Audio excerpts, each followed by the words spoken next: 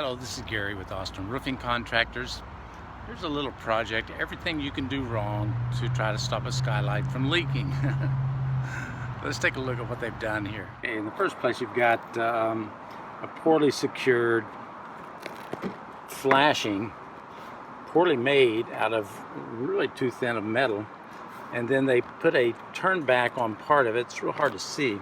This actually has a little turn back flashing in here that has been smashed flat, and then to compensate for that, they put the caulking in across the side. You can see the caulking is turning loose.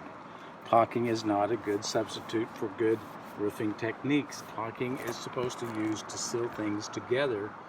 That would be primarily in between. Now let's look at what they did here. So they were looking for the leak. Now the leak actually shows up down the hill right straight below this in the inside corner of the house, and you can see here that they've taken the time to caulk the top. Never a good idea. What does the caulk do? I don't know if you can see this crack, probably can, but it's cracked all the way around. Now they've caulked underneath here.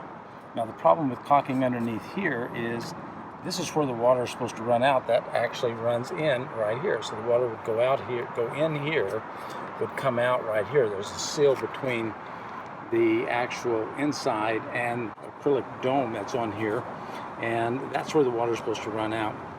And again, they sealed it along here. I'm not sure that is relevant along there, but to have a seal there would trap any moisture up above there, not really do anything from water coming in and going up that 1.5 inches. That's not going to realistically happen. The reason this pulled loose here is if we're using nails or staples in metal into these thin decks that we use today, it's going to pull loose. Metal expands and contracts. Just look at these skylights up above. See how those are all pulled loose?